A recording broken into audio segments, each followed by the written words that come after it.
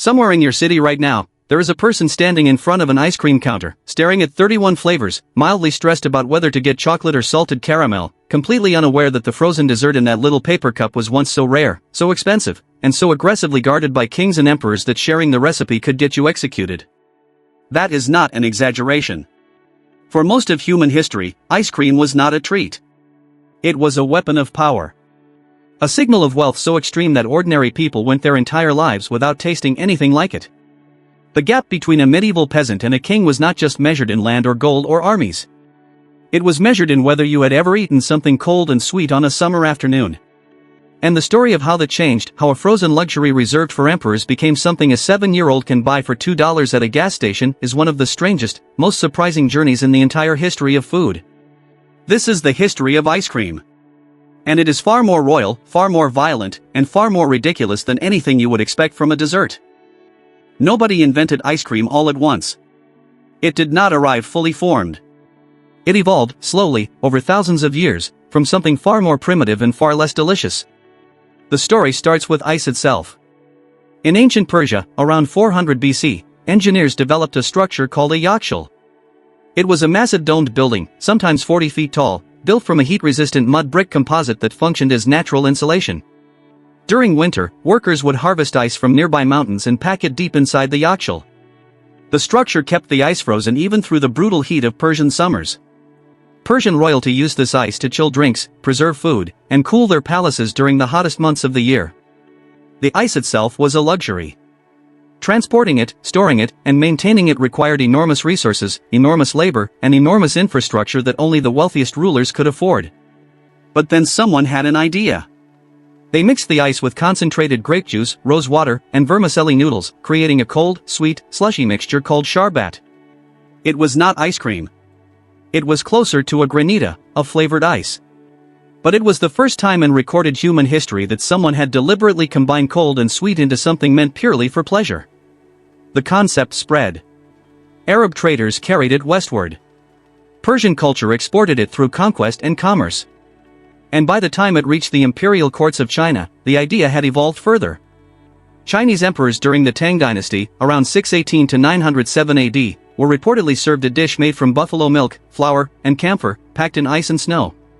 It was creamy. It was cold. It was closer to what we would recognize today. And it was served exclusively to the emperor and his innermost circle. The frozen dessert had become a royal privilege. If you have ever sat through a history class, you have probably heard that Marco Polo brought pasta from China to Italy. That story is almost certainly not true. But there is a version of it, a much more plausible version, that involves something far more interesting than noodles. When European traders and explorers made contact with the Arab world and the Persian courts during the medieval period, they encountered sharbat. The cold, sweet, flavored ices that had been circulating through the Middle East and Central Asia for centuries. The concept was brought back to Europe, and it landed, as so many exotic luxuries did, in Italy. Florence in the 1500s was the center of Renaissance wealth, art, and culinary obsession. The Medici family, arguably the most powerful dynasty in Europe at the time, employed some of the most sophisticated chefs on the continent. And somewhere in the kitchens of the Medici court, a Florentine architect and artist named Bernardo Buontalenti developed something extraordinary. He combined chilled cream, honey, egg yolk, and sweet wine, flavored with bergamot, lemon, and orange, and froze it into a smooth, dense, intensely flavored dessert. It was ice cream. Real ice cream. Not flavored ice, not a slushy fruit mixture. A frozen cream dessert that would be recognizable today. And the Medici treated it exactly the way you would expect an Italian Renaissance dynasty to treat a competitive advantage. They kept it secret. Buontalenti's recipe was a state secret, protected like a military innovation. The chefs who prepared it signed agreements. Guests who tasted it were not supposed to know how it was made. The frozen dessert became a symbol of Medici power, something they could offer at banquets to dazzle foreign diplomats and visiting royalty in a way that no other family in Europe could match. But secrets have a way of escaping. In 1533, Catherine de' Medici married Henry II of France and moved from Florence to Paris. She brought her Florentine chefs with her. She brought her Florentine recipes with her. And somewhere in the luggage of that royal wedding party was the knowledge of how to make frozen cream desserts. Now, historians argue about how much credit Catherine deserves for introducing ice cream to France. Some say the story is exaggerated, that France already had its own iced dessert traditions. The truth is probably somewhere in the middle. But what is not in dispute is what happened next. The French took the concept and elevated it with characteristic intensity. French chefs refined the technique. They experimented with different cream ratios and different freezing methods. They discovered that stirring the mixture constantly while it froze produced a smoother, creamier texture. They added flavors. Chocolate, which had arrived in Europe from the Americas in the 1500s. Coffee. Vanilla. Fruit. By the mid-1600s, frozen cream desserts were a fixture of the French royal court. Louis XIV, the Sun King, was reportedly obsessed with them. He had frozen desserts served at nearly every formal dinner. His court consumed them with the same enthusiasm and exclusivity that had marked the Medici banquets a century earlier. And then a Sicilian named Francesco Procopio de Coltelli opened a café in Paris. In 1686, Procopio opened Café de Procope, which still exists today, and became the first person to sell frozen cream desserts to the general public. Not to royalty. Not to aristocrats. To anyone who could pay. It was a revolutionary act disguised as a business decision. For the first time in the entire history of the frozen dessert, ordinary people could walk through a door and buy one. The royal secret had become a commercial product. And Paris went absolutely mad for it. If you are finding this as fascinating as we are, subscribe right now. Every week we take something you have seen 1,000 times and show you the history underneath it that nobody ever told you. Ice cream crossed the Atlantic the same way most European luxuries did. It came with the wealthy. The first documented reference to ice cream in the American colonies dates to 1744, when a guest at the Maryland governor's mansion described eating a dessert of strawberries and cream that had been fine ice cream in a letter. It was served at a colonial governor's table. Elite company only. George Washington reportedly spent roughly $200 on ice cream during the summer of 1790. That is equivalent to several $1,000s today. He had ice cream molds, ice cream pots, and a dedicated icehouse at Mount Vernon for storing the ice needed to make it. Thomas Jefferson brought back an 18-step recipe for French-style vanilla ice cream from his time as ambassador to Paris. 18 steps. For ice cream. The recipe required cream, egg yolks, sugar, and vanilla, combined in a specific sequence, cooked gently, then packed in a vessel surrounded by ice and salt and churned by hand until smooth. Dolly Madison, wife of President James Madison, famously served strawberry ice cream at the White House in 1813. It was reported as a sensation. Guests talked about it for weeks. Ice cream was still rare. Still expensive. Still a mark of status and privilege. The ice required to make it was harvested from frozen ponds and rivers in winter, packed in sawdust and stored in icehouses, and delivered to wealthy kitchens. The cold chain that made ice cream possible was one of the most expensive logistical operations of the early 19th century. And then an entirely unexpected person changed everything. Frederick Tudor was 23 years old in 1806 when he decided to cut ice from a frozen Massachusetts pond, load it onto a ship, and sell it in Martinique, a tropical island in the Caribbean. Everyone told him he was insane. His family thought he had lost his mind. Newspapers mocked him publicly. Ice would melt. The whole venture was absurd. You could not ship frozen water across the Atlantic to a hot island and make money. It was physically ridiculous. Tudor did it anyway. Most of the ice melted. He lost money spectacularly. He tried again. He lost more money. He went to debtor's prison. He came out and tried again. And then, through a combination of obsessive experimentation, insulation innovation, and sheer refusal to accept reality, he figured out how to ship ice profitably. He discovered that if you packed ice and sawdust inside an insulated hold, it survived long ocean voyages with acceptable losses. He perfected the harvesting process, cutting ice in uniform blocks with specially designed tools so it could be packed more efficiently. By the 1820s and 1830s, Frederick Tudor had built an ice empire. He was shipping ice from New England to the Caribbean, to the American South, to India, to Australia. He became known as the Ice King and he died extraordinarily wealthy. And what his ice empire accidentally created was the supply chain that made cheap ice cream possible. When ice became affordable, when it could be delivered reliably to homes and businesses in summer as well as winter, the cost of making ice cream dropped dramatically. Ice cream parlors began opening across American cities in the mid-1800s. Not just for the wealthy. For everyone. there was still a bottleneck. Making ice cream was labor-intensive.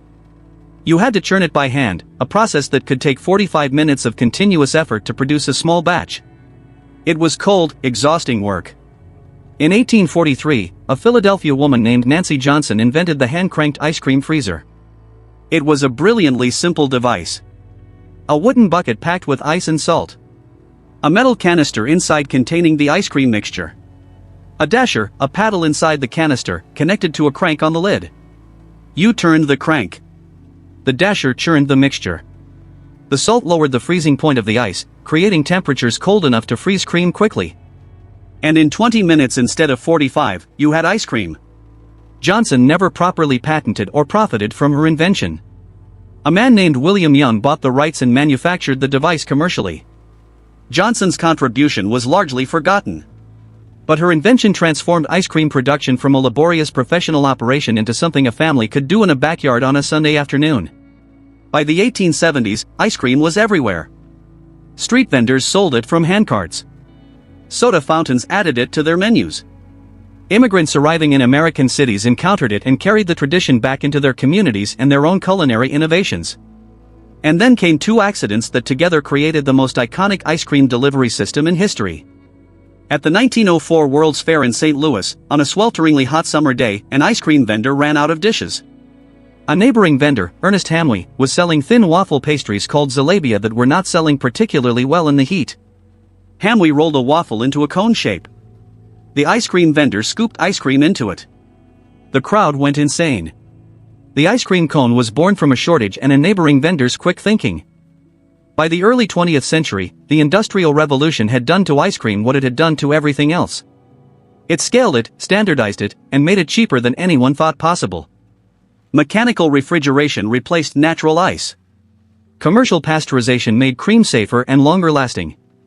Industrial freezers allowed production at scales that individual craftsmen could never match. The ice cream factory arrived. In 1926, Clarence Voigt invented the continuous process freezer, a machine that produced ice cream in a continuous stream rather than in individual batches. This single invention dropped the cost of commercial ice cream production by a factor that made mass market distribution economically viable for the first time. By the 1930s, Unilever and Nestle were selling ice cream on a global industrial scale. The Good Humor Man appeared on American streets in his white uniform, selling individually wrapped ice cream bars from a refrigerated truck.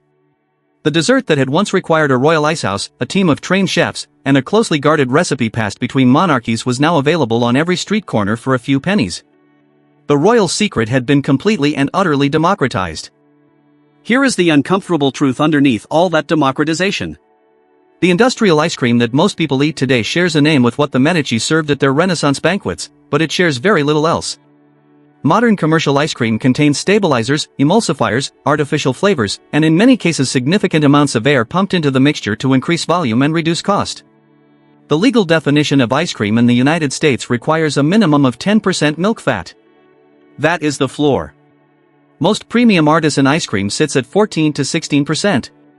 Most commercial ice cream sits at exactly the legal minimum, with everything else made up of air and additives. The premium artisan ice cream movement that has exploded in the last 20 years is, in a strange way, a return to something very old. Small batch production. High-fat cream. Slow churning. Natural flavors.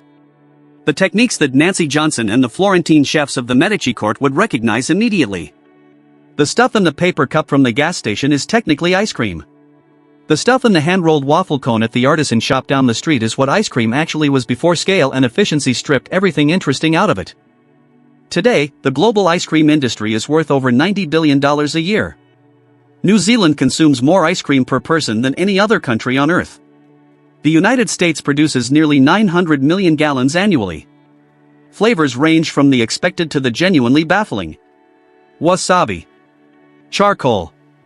Lobster. Lavender honey. Cheese.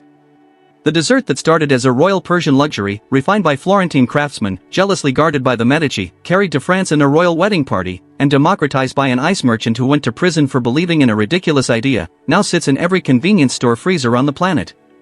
10,000 years of human ingenuity, political maneuvering, industrial revolution, and agricultural science, also that you can stand in front of a display case on a Tuesday afternoon and spend 4 minutes deciding between mint chip and cookie dough. And the next time you are standing there, making that very important decision, you might remember that someone once kept this recipe secret enough to protect it like a state document.